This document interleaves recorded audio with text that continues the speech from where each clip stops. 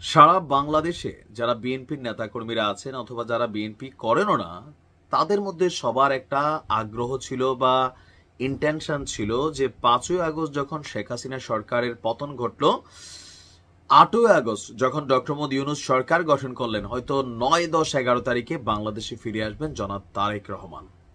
কিন্তু সবাইকে অবাক করে 10 মাস সময় হয়ে গেছে, তিনি বাংলাদেশে ফিরেননি।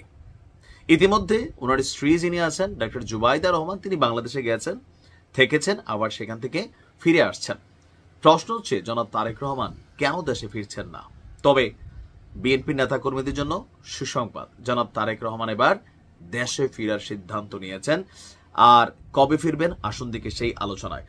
তারেক রহমান দেশে ফিরলে বাংলাদেশে বর্তমানে আমার মনে হয় না যে এমন কোনো সিস্টেম আছে, এমন কোনো আইন আছে যে তারেক রহমানকে গ্রেফতার করবে বা এত বড় দুঃসাহসী স্পর্ধা বাংলার জমিনে আপাতত কেউ দেখানোর সাহস করবে।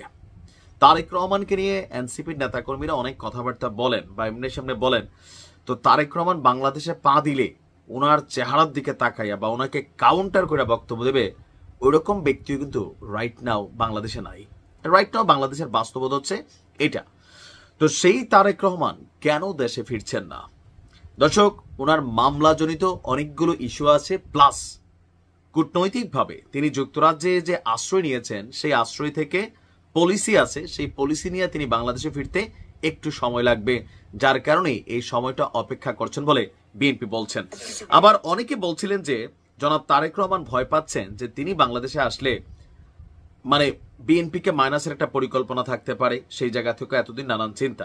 তো যেহেতু আগামী 13 তারিখ জনাব ইউনূসের সাথে তারেক রহমানের সাক্ষাৎ হতে যাচ্ছে, কেউ কেউ বলছেন যে ডক্টর মোহাম্মদ ইউনূসের উচিত হচ্ছে তারেক রহমানকে হাতে ধইরা যে বাবা চলো বাংলাদেশে চলো, দেখি কি হয়। যদি এই কাজ আসলে করে জনাব ইউনূস, অথবা তারেক রহমানকে দেশে আসার জন্য প্রস্তাব দেন যে ঠিক আছে আপনি দেশে আসেন, এখন তো আপনারই দরকার বাংলাদেশে, রাজনৈতিক পয়েন্ট অফ ভিউতে তারেক রহমানের এই মুহূর্তে বিকল্প নাই।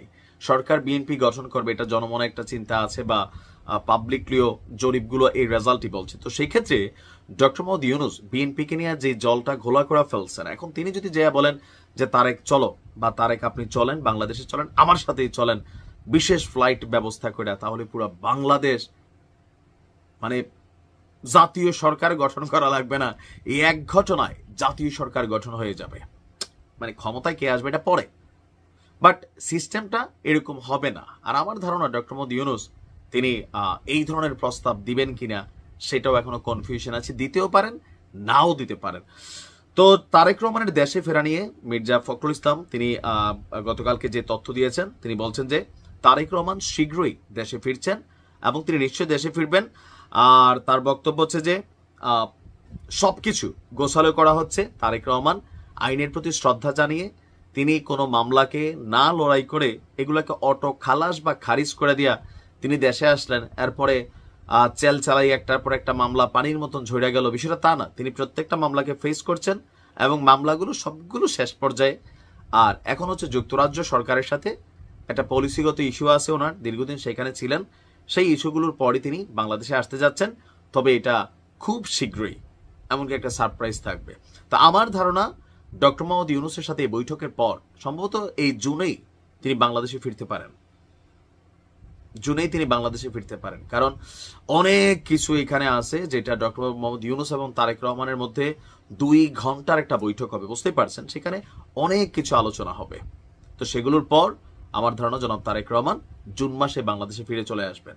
আর এরপর বাংলাদেশ কি হয় বা ওনার অপেক্ষায় দেশের যে নাগরিকরা আছেন, বিএনপির নেতাকর্মীরা দীর্ঘ একটা লম্বা সময়, তো সেখানে বুঝতেই পারছেন কি ঘটতে যাচ্ছে।